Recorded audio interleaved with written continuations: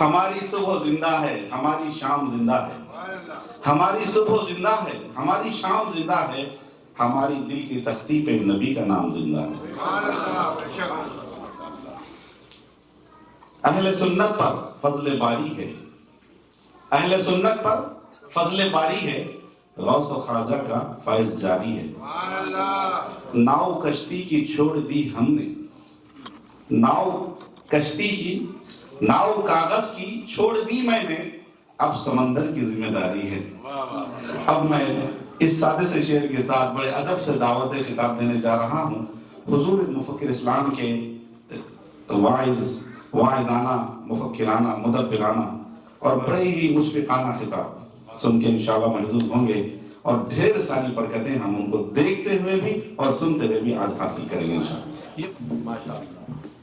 الحمدللہ وکفا وسلام علی عبادہ الذین اصطفیٰ، اما بعد فاعوذ باللہ من الشیطان الرجیم، بسم اللہ الرحمن الرحیم۔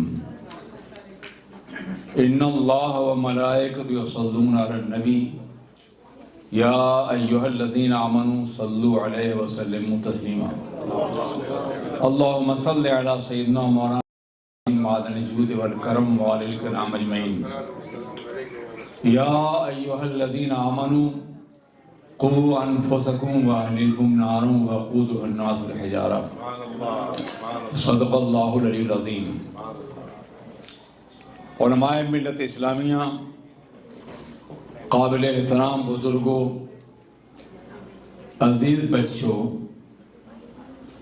قابل احترام بہنوں اور بیٹیوں، آئیے ہم اور آپ انتہائی احترام و عقیدت کے ساتھ اپنے اور ساری کائنات کے مرکز عقیدت عقائد و جہاں حضور رحمت عالم تاجدار مدینہ سرور کائنات محمد الرسول اللہ صلی اللہ علیہ وسلم کی بارگاہ بے کس پناہ میں درود پاک کی نظریں پیش کر لیں۔ اللہم صلی علی سیدنا مولانا محمد معدن الجود والکرم وآلہ الکرام اجمعین۔ حضرات، ایک بڑی عظیم الشان تقریر ہو چکی ہے، بہت کم ایسا خطاب آپ نے سنا ہوگا۔ تقریر نہیں تھی بلکہ قرآن و حدیث کی تفسیر تھی۔ میں خود بھی بہت فیضیاب ہوا اور تقریر کے سحر میں ڈوبا رہا۔ اگر میں اس موضوع سے ہٹ کر کچھ اور موضوع اختیار کروں تو ان کی تقریر کا اثر ظاہر ہو سکتا ہے، اس لیے میں نے بھی وہی موضوع اختیار کیا ہے۔ کچھ باتیں اضافی پیش کرنے کی کوشش کروں گا تاکہ تقریر میں ایڈیشن ہو سکے، ورنہ مکمل خطاب تو ہو چکا ہے۔ حضرات گرامی، آغاز کلام انہوں نے یہاں سے کیا تھا کہ جب جسم بیمار ہوتا ہے تم ڈاکٹر کے پاس جاتے ہو، لیکن جب روح بیمار ہوتی ہے تو کسی ڈاکٹر کے پاس نہیں جاتے۔ آپ کہیں گے قم الزمان، بیماریوں کے اس دور میں جب ہر آدمی کے ارد گرد بیماریوں کا احاطہ ہے، تم نے ایک اور بیماری کا اضافہ کر دیا ہے۔ جسمی کے مسائل کتنے کم تھے کہ روح بھی بیمار ہونے لگی۔ میں عرض کرنا چاہتا ہوں، جسم بیمار ہوتا ہے تو تنہا ایک جسم پابند قبر بنتا ہے، مگر روح بیمار ہوتی ہے تو کبھی کبھی ایک روح بیمار ہوتی ہے، پورا کا پورا معاشرہ غارت ہو جاتا ہے، پوری کی پوری سوسائٹی تباہ ہو جاتی ہے، اور پوری کی پوری قوم غلامی کی زنجیر پہن لیتی ہے، صدیوں تک غلام بنا لی جاتی ہے۔ معاف کیجیے گا، میسور کی سرزمین پہ ایک بیمار روح تھی جس نے غداری کی اور سلطان ٹیپو شہید کر دیے گئے، اور پھر غلامی کی زنجیر کئی سو سال تک ہمارے زنجیروں میں، ہمارے گھروں میں بنی رہی۔ آپ ذرا سوچئے، ایک بیمار روح پیدا ہوئی تھی بنگال کی سرزمین پہ، جعفر کی اس نے غداری کی تو صدیوں کا اقتدار ختم ہو گیا۔ یہ بڑے بڑے واقعات ہیں تاریخ کے بیمار روحوں کے۔ بیمار روح کی بیماری تنہا اس فرد کو تباہ نہیں کرتی جس کی روح بیمار ہے، وہ تو تباہ ہوتا ہی ہے، مگر ایک شرابی باپ شرابیوں کی پوری نسل کو جنم دیتا ہے، ایک بے نمازی ماں بے نمازیوں کی پوری نسل کو جنم دیتی ہے۔ آپ ذرا سوچیں اور غور کریں کہ ایک شخص کی برائی معاشرے کو تباہ کر دیتی ہے، برباد کر دیتی ہے۔ جب روح بیمار ہوتی ہے تو بڑے خطرات پیدا ہوتے ہیں، معاشرہ برباد ہو جاتا ہے، سوسائٹی برباد ہو جاتی ہے، قومیں تباہ ہو جاتی ہیں، ملتوں پہ زوال آتا ہے، انسان غلامی کی زنجیروں میں جکڑا جاتا ہے، یا پھر قبر کے عذاب سے دوچار کیا جاتا ہے۔ اس لیے جب جو روح بیمار ہو تو آپ کہہ سکتے ہیں کہ قمر الزمان ہم یہ کیسے جانیں کہ ہماری روح بیمار ہے؟ ہم روح کو دیکھ تو نہیں رہے ہیں، بظاہر محسوس تو نہیں کر رہے ہیں، حالانکہ محسوس کرنا چاہیے۔ کیسے سمجھیں کہ روح بیمار ہے؟ میں عرض کرنا چاہوں گا، جو پیمانہ آپ اپنے جسم کی بیماری کا متعین کریں گے، شناخت کے جو طریقے آپ جسم کی بیماری کے لیے متعین کریں گے، وہی پیمانہ اور روح کی بیماری کا بھی ہے۔ جسم بیمار ہوتا ہے تو اچھی غذا بری لگتی ہے، جسم بیمار ہوتا ہے تو سائغن للشاربین دودھ کڑوا لگتا ہے، جسم بیمار ہوتا ہے تو سورج کی شعاعیں پسند نہیں ہوتی، جسم بیمار ہوتا ہے تو گلشن کی سیر ناپسند ہو جاتی ہے، جسم بیمار ہوتا ہے تو ہر اچھی بات بری لگتی ہے، اور جب روح بیمار ہوتی ہے تو حق بات کڑوی نظر آتی ہے۔ معاف کیجیے، روح بیمار ہوتی ہے تھوڑا سا دور رکھیں۔ تو حق بات کڑوی ہوتی ہے، روح بیمار ہوتی ہے تو انسان گناہوں پہ گناہ کرتا چلا جاتا ہے، روح بیمار ہوتی ہے تو زبان سچائی کے لیے ہے مگر وہ جھوٹ بولتا ہے، روح بیمار ہوتی ہے تو سر سجدے کے لیے ہے مگر وہ غیروں کے آستانوں میں جھکاتا ہے، روح بیمار ہوتی ہے تو ہاتھ تعاون کے لیے ہے مگر وہ ظلم کرتا ہے، روح بیمار ہوتی ہے تو نگاہیں مشاہدہ انوار نبوت کے لیے ہیں مگر اپنی نگاہوں کو برائیوں کے ماحول پر غیروں کے جمال سے سینکتا ہوا نظر آتا ہے، روح بیمار ہوتی ہے تو اچھی بات بری لگتی ہے، روح بیمار ہوتی ہے تو اچھا ماحول برا لگتا ہے، مسجد میں گھبراتا ہے، دو سجدے کرتا ہے، اول تو جاتا نہیں اور سجدے کرتا ہے تو بھاگ جاتا ہے، دینی محفلوں سے اگتا جاتا ہے، اچھی باتوں سے گھبراتا ہے۔ جب یہ کیفیت نمایاں ہونے لگے تو سمجھ جائیے کہ ہماری روح بیمار ہے، ہمیں اس کے علاج کی ضرورت ہے۔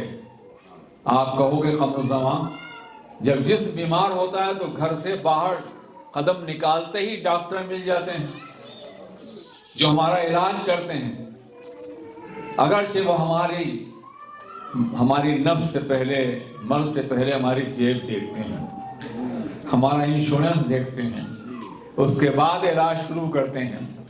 میرے عزیز ساتھیوں، روح بیمار ہو تو کہاں جائیں؟ جسم فانی ہے تو اس کا علاج بھی فانی ڈاکٹر کرتے ہیں، جنہیں خود بھی مرنا ہے اور قبر میں جانا ہے، جنہیں خود بھی بیمار ہونا ہے وہ علاج کرتے ہیں، جنہیں مٹنا ہے وہ علاج کرتے ہیں۔ جب روح بیمار ہو تو ڈاکٹروں کے پاس جاؤ، مگر جب جسم بیمار ہو تو گنبد خرا کی چھاؤں میں آ جاؤ، جب جسم بیمار ہو تو رحمت للعالمین کے دامن کرم میں آ جاؤ، جب جسم بیمار ہو تو خدا وحید القدوس کے نبی کے مقدس آستانے پر جا کر کے روح کی بیماری کی شفا مانگو، جسم نے روح کی بیماری کی۔ جب روح بیمار ہو تو قرآن عظیم کا مطالعہ کرو، جسم بیمار ہو پولیس سینا کو مطالعہ کرو، لیکن روح بیمار ہو تو قرآن عظیم کا مطالعہ کرو، روح بیمار ہو تو حدیث مصطفیٰ کا مطالعہ کرو، روح بیمار ہو تو پاکیزہ صحبتوں میں بیٹھو، روح بیمار ہو تو قرآن عظیم کی مقدس تعلیمات سے استفادہ کرو۔ قرآن عظیم روحوں کی بیماری کا علاج شافر ہے، اور سرور کائنات طبیب اعظم روحانی بن کر کے آئے تھے۔ عزیزان ملت اسلامیہ، جتنی بھی بد اخلاقیاں ہیں، جتنی بھی بدعنوانیاں ہیں، جس قدر انحراف اور بغاوت ہے، جس قدر انسانی ذہنوں کے اوپر ظلم اور جبر کی مسلط ہے، یہ سب روح کی بیماری کی بنیاد پر ہے۔ آج ذرا دیکھیے اور غور کیجیے، آج ظلم وہ لوگ نہیں کر رہے ہیں جو جاہل ہیں، جو غریب ہیں، جو پسماندہ ہیں، جو تعلیم یافتہ نہیں ہیں۔ آج ظلم وہ لوگ کر رہے ہیں جو حائلی تعلیم یافتہ ہیں۔ انسان اس لیے پیدا کیا گیا تھا تاکہ وہ انسانوں کے ساتھ عدل و انصاف کا معاملہ کرے، محبت کا معاملہ کرے۔ انسان ان سے مشتق ہے، ایک دوسرے سے ان کا رابطہ قائم کرے، مگر آج وہی انسان بمبار بن گیا ہے، آسمان سے آگ برسا رہا ہے، دریدہ جامع انسانیت ہے، خلا میں گردش آرائی سے حاصل، لہو رشتہ ہے دھرتی کی جبیں سے تو پھر عرش پیمائی سے حاصل۔ آج خلاؤں میں پرواز کرنے والے زمین پر آگ برسا رہے ہیں، یہ روح کی بیماری ہے۔ اگر روح بیمار نہ ہوتی، مجسمہ اخلاق مصطفیٰ ہوتے وہ، تو آسمان سے آگ کی بارش نہیں، پھولوں کی بارش کرتے، محبتوں کی بارش کرتے، انسانی اقدار دنیا میں نازل ہوتی۔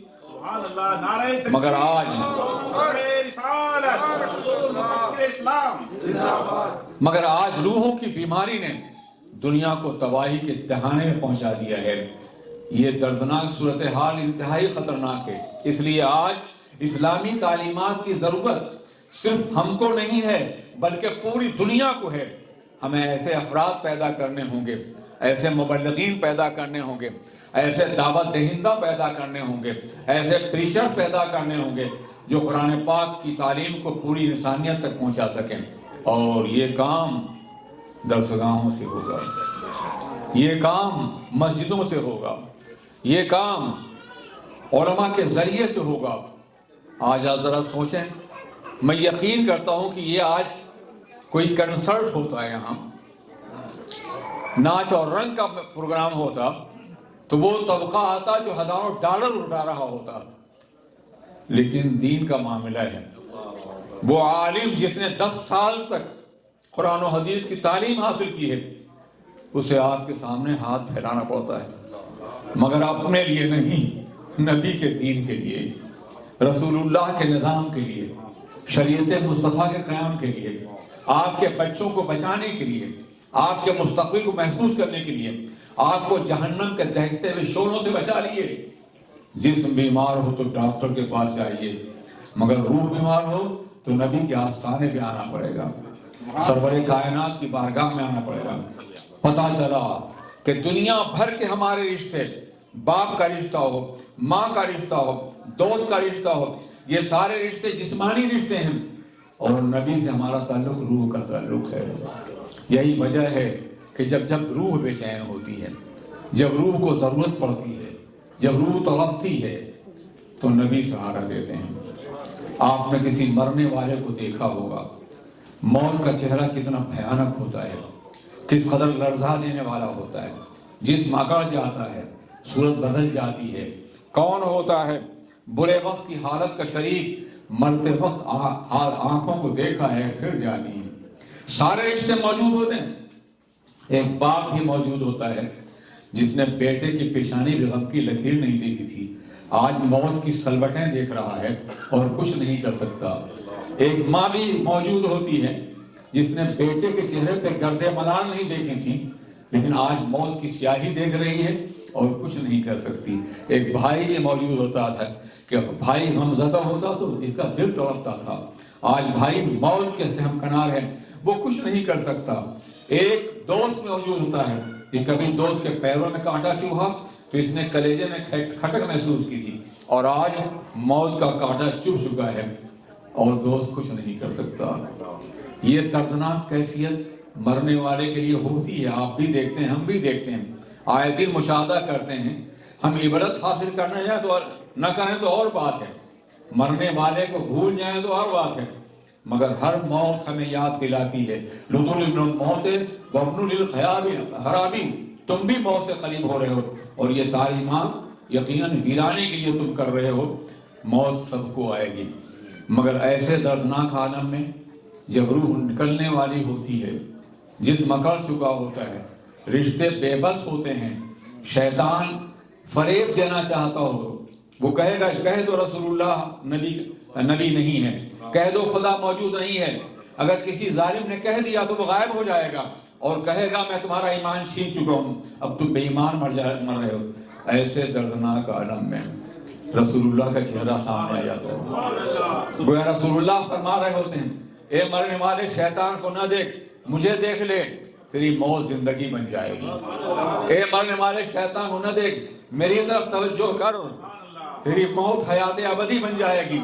اور میں عرض کرتا ہوں یا رسول اللہ، موت کے دردناک عالم میں آپ کے چہرے کی زیارت ہونے والی ہو تو ہم ایسی موت کا استقبال کرنے کے لیے تیار ہیں۔ وہ موت ہزار زندگیوں سے بہتر ہے جس موت کے پردے میں اس ذات گرامی کی زیارت ہونے والی ہو جس پہ ہم دور سے سلام پڑھا کرتے تھے، جس دور سے محبت کا دعویٰ کرتے تھے، الصلاۃ والسلام علیک یا رسول اللہ پڑھا کرتے ہیں، جس کے دید کی تمنا میں ہم نے 12 گنبد خضرا کا طواف کیا ہے، مگر وہاں زیارت میسر نہیں آئی۔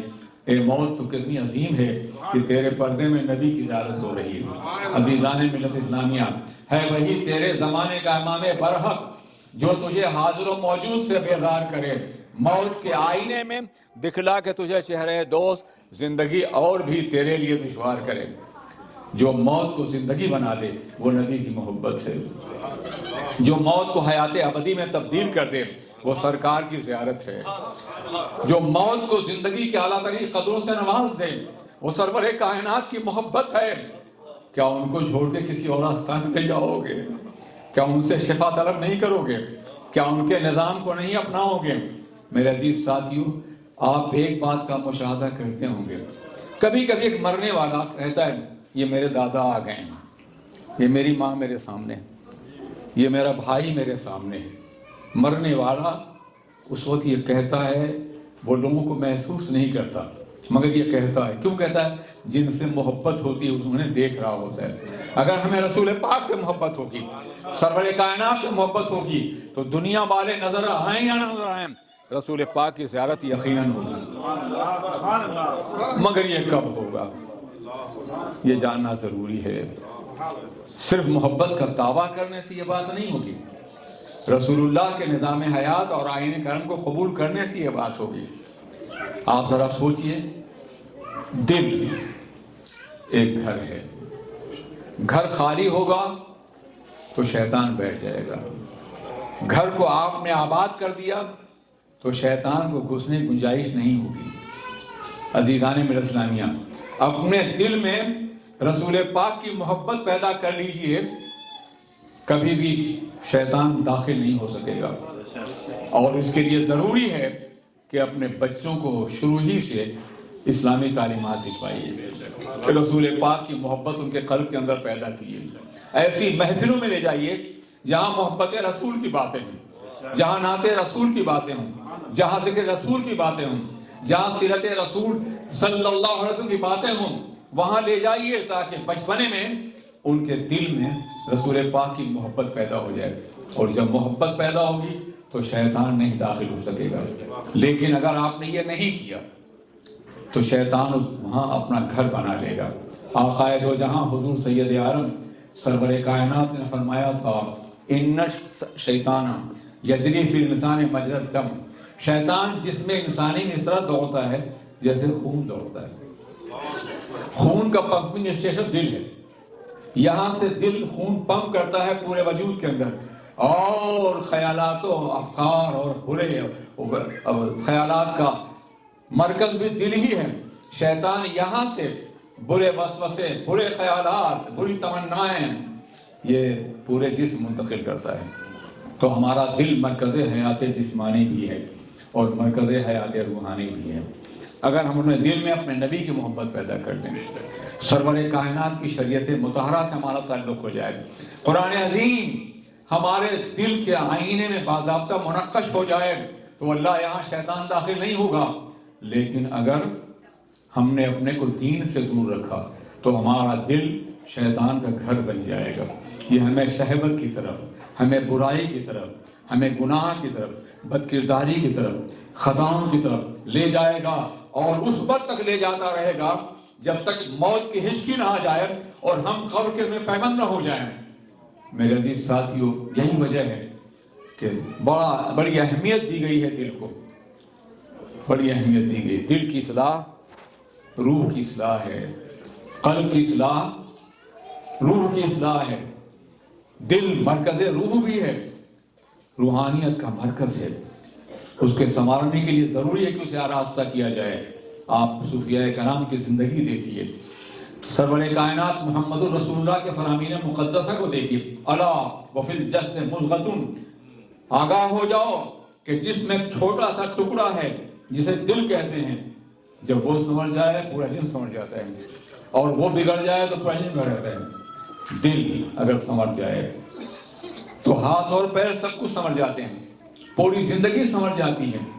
اس لیے اگر آپ چاہتے ہیں آپ کی روح صحت مند ہو تو اپنے دل کو نظام مصطفیٰ سے آہستہ کریں، سرور کائنات محمد الرسول اللہ کی تعلیمات سے آمادہ کریں، اپنے دل کو ایسی محفلوں میں باضابطہ لے جائیں، دل کے ساتھ جائیں، بچوں کو لے جائیں جہاں قلوب کی اصلاح کی جاتی ہے، جہاں قلوب کو سنوارا جاتا ہے۔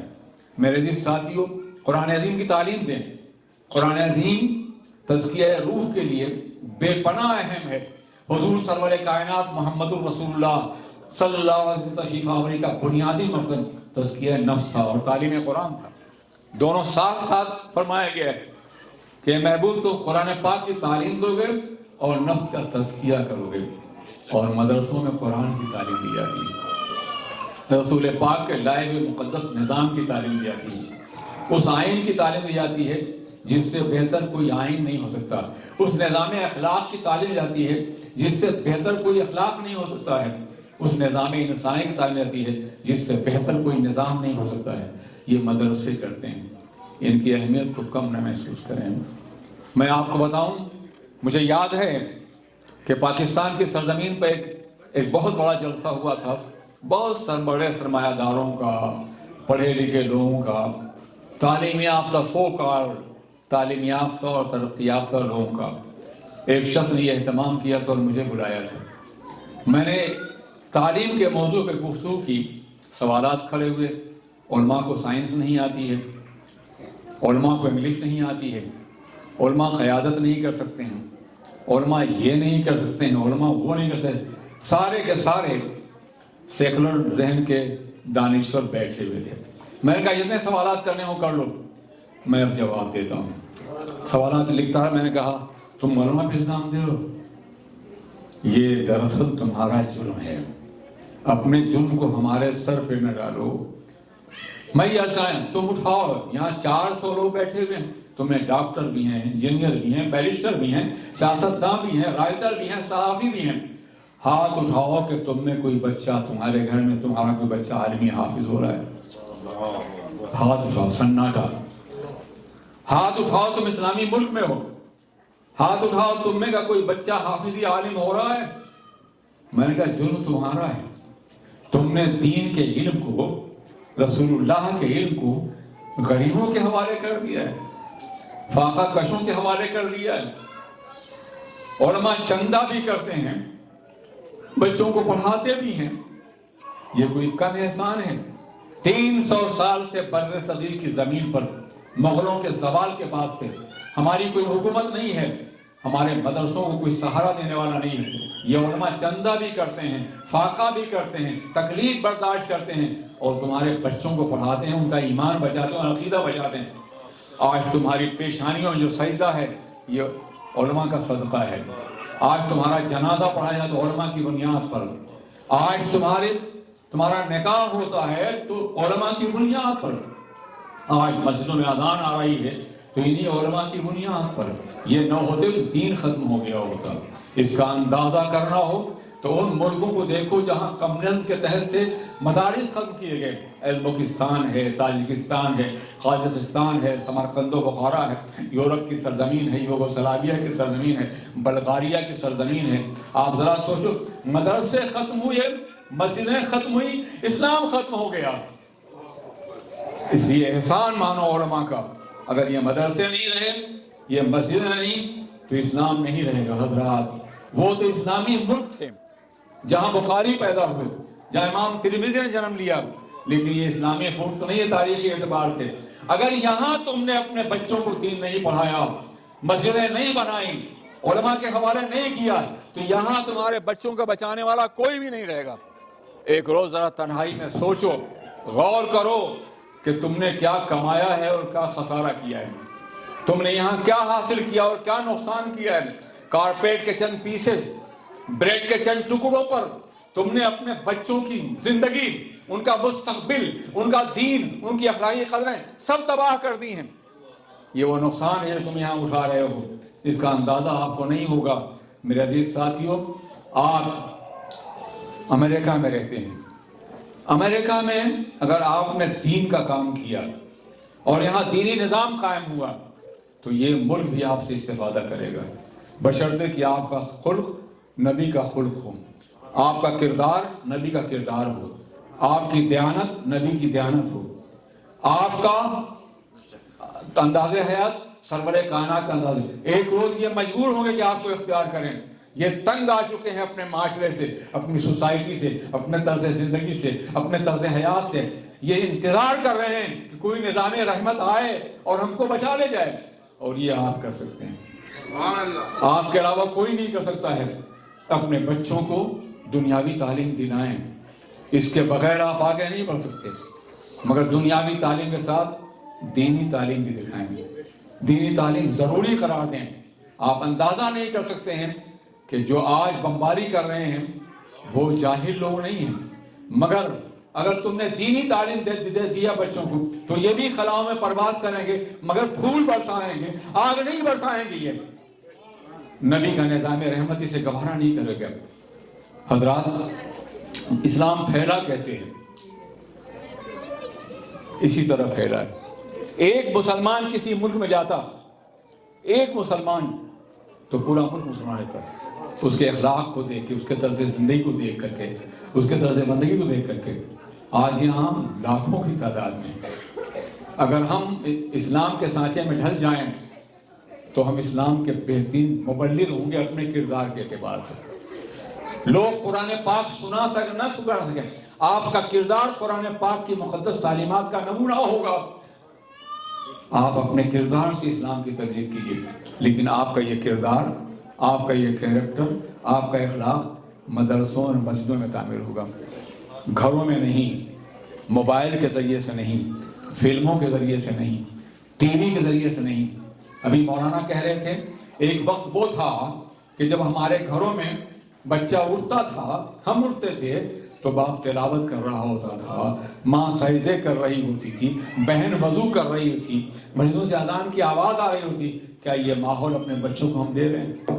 آج ہمارا یہ ماحول ہے بچوں کے لیے کہ 3-4 جگہیں، اسکول ہے، بازار ہے، گھر ہے۔ اسکول میں جو تعلیم ہوتی ہے آپ جانتے ہیں، بتانے کی ضرورت نہیں، آپ سب پڑھے لکھے لوگ ہیں۔ بازار کا جو ماحول ہے وہ انتہائی خطرناک ہے۔ میرے آقا نے 1400 سال فرمایا تھا، سب سے بہتر زمین مسجدوں کی ہے اور سب سے بری جگہ بازار ہے۔ بازار ہمیشہ برا رہا ہے، ہمارا بچہ وہاں جاتا ہے، وہاں سے گزرتا ہے اور اس کے اثرات اس کے قلب کے اوپر پڑتے ہیں۔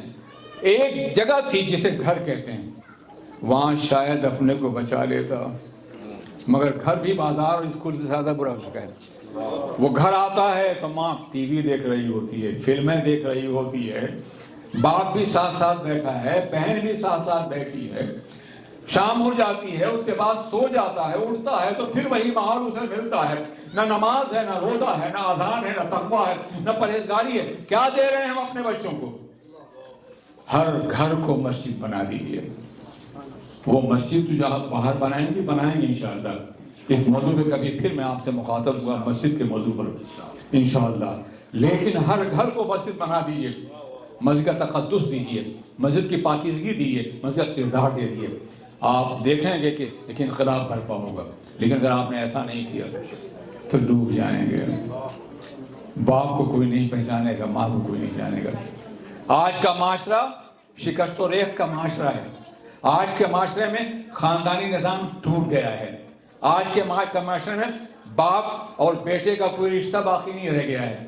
لوگ کہتے ہیں کہ آج فادر ڈے ہے، کارڈ بھیج دیا گیا، آج مدر ڈے ہے۔ تم سال میں ایک بار فادر اور ماں کو یاد کرتے ہو، اور ہم دن میں 5 مرتبہ نماز میں اپنے باپ کو بھی یاد کرتے ہیں، اپنی ماں کو بھی یاد کرتے ہیں۔ رب اجعلنی مقیم الصلاۃ ومن ذریتی ربنا وتقبل دعا ربنا اغفر لی ولوالدی، بخش دے۔ دن میں 5 مرتبہ ہم ماں باپ کی یاد مناتے ہیں۔ یہ نظام کون دے گا؟ یہ مدرسہ دے گا، یہ مسجد دے گا، یہ علامہ دیں گے۔ میں یہاں اس لیے آ گیا ہوں طبیعت کی ناسازگی کے باوجود کہ یہ متحرک آدمی ہے، حرکت مسلسل اور صحیح فہم ان کی زندگی کا نمونہ ہے۔ میں نے دیکھا ہے ہندوستان میں انوار الحق قائم کیا انہوں نے، حضرت علامہ انوار علیہ رحمۃ الرضوان کے نام پر۔ وہاں بھی میں جاتا رہا اور یہاں بھی اس لیے آیا ہوں کہ یہ کام کریں گے۔ اور ایسے علماء کم ہوتے ہیں جو کام کرنا جانتے ہوں۔ امامت کی 2 نماز پڑھائی اور بس مطمئن ہو گئے، مگر یہ اس طرح کے نہیں ہیں۔ اور اس سے پہلے میں یہاں کام کر چکا ہوں 80s میں۔ یہاں کچھ لوگ بیٹھے ہیں۔ 80s میں ایک مسجد قائم کی گئی تھی، جس مسجد کا میں شیخ الاسلام مدنی میاں دونوں سرپرست تھے، لیکن ہم اسے کامیاب نہیں بنا سکے۔ اس کے بعد میں نے آنا بند کر دیا تھا، مگر پھر آنے لگا ہوں اس لیے کہ یہ آ گئے ہیں۔ اور اگر کام یہاں آپ نے کیا ان کے ساتھ تو میں بار بار آتا رہوں گا انشاءاللہ۔ میں نہیں آؤں گا، پہلے بچے آئیں گے، ڈاکٹر بخار آئیں گے، بیرسٹر معین آئیں گے، یہ لوگ آئیں گے انشاءاللہ، وہ ان کا ساتھ دیں گے۔ میرے عزیز ساتھیوں، آپ اپنی روحوں کا علاج کریں اور اپنے بچوں کی روحوں کا بھی علاج کریں، ان کو سچا مسلمان بنائیں۔ میں نے ان سے کہا اس تنظیم، اس حال میں، کہ تم نے لارڈ میکالے کے نظام تربیت کے لیے کروڑوں ڈالر خرچ کیے ہیں، مدرسوں کا بجٹ بنایا ہے، اور تم نے رسول اللہ کے نام سے ملک حاصل کیا ہے، اور اس کو تم نے خیرات اور زکوٰۃ کے حوالے کر دیا ہے۔ کبھی تم نے سوچا کہ جس بچے کو خیرات کی روٹی پالا گیا ہو وہ تمہاری کلائی تھام کے برائی سے روک نہیں سکتا ہے؟ جن علماء کو تم نے چندے میں مجبور کیا ہو، وہ علماء تمہارے سامنے اتنے جری نہیں ہو سکتے ہیں کہ تمہیں روک سکیں۔ تم نے انہیں کمزور کر دیا ہے۔ تم نے رسول اللہ کے نظام تعلیم و تربیت کو خیرات کے حوالے کر دیا ہے، اور یہ وہاں کا مزاج، یہاں یہ آپ کہیں آنا کہیں، مگر دنیاوی تعلیم کے مقابلے میں یہاں بھی یہی صورتحال ہے۔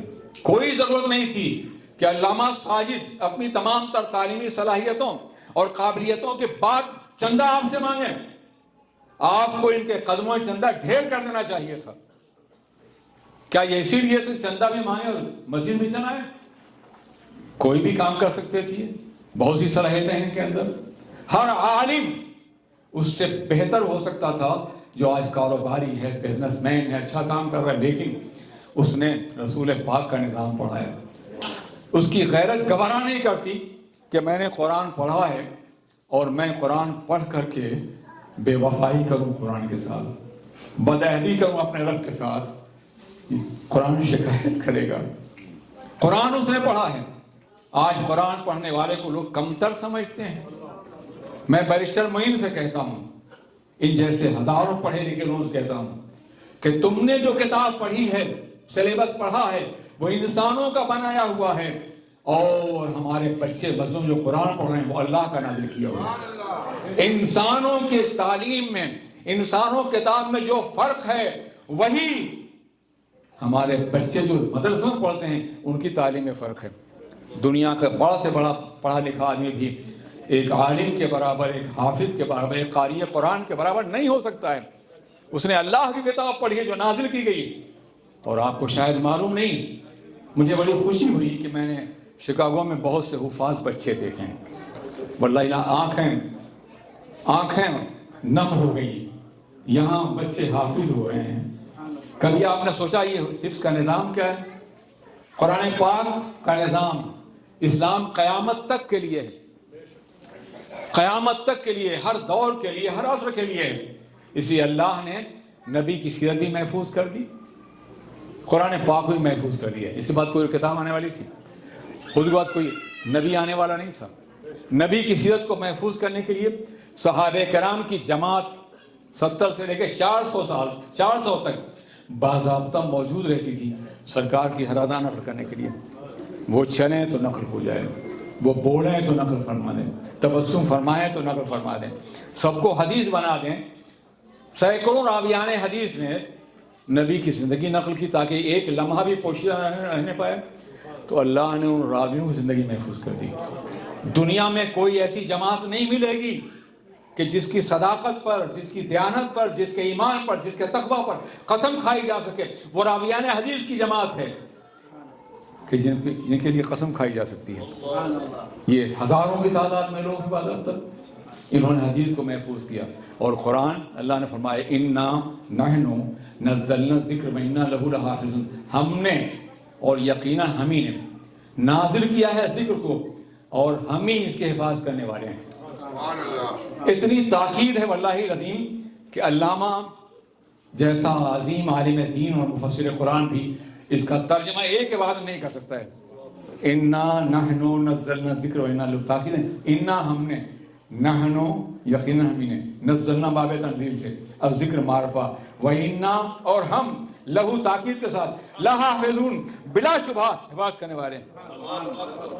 یہ اسلوب الہی اس لیے تھا تاکہ کوئی شبہ بھی نہ کر سکے قرآن پاک میں کوئی تبدیلی ہوگی۔ دنیا کی کتابوں کے حفاظ کے لیے دساتیر ہیں اور طریقے ہیں، مگر قرآن کو بدلا نہیں جا سکتا۔ روز اول سے حافظ کے سینے پہ لکھا جا رہا ہے۔ ایک حافظ قرآن پاک کا محافظ ہے۔ توریت بدل دی گئی، انجیل بدل دی گئی، اس لیے کہ وہ تختیوں پر، چمڑوں پر، پتھروں پہ لکھی گئی تھی، اور قرآن حافظ کے دل پہ لکھا جاتا ہے۔ وہ حافظ آپ کی مجذوب سے پیدا ہوں گے۔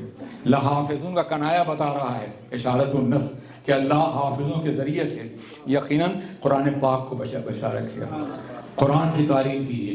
بہت سی باتیں عرض کرنے کی ہیں لیکن وقت واقعی زیادہ ہو چکا ہے، کھانے کی خوشبو آپ تک بھی پہنچ رہی ہوگی۔ پھر کبھی پروگرام ہوگا تو انشاءاللہ، لیکن اب میں نے محسوس کیا کہ علامہ بولنے پہ آمادہ ہو گئے ہیں، علامہ قمر الحسن صاحب، اس لیے میری کوئی ضرورت نہیں ہے، بس بطور تبرک آ گیا تو آ گیا، ورنہ یہاں موجود ہیں اور آپ کے ملک کے اندر موجود ہیں۔ اللہ انہیں عمر طویل عطا فرمائے، اپنی رحمتوں سے نوازے۔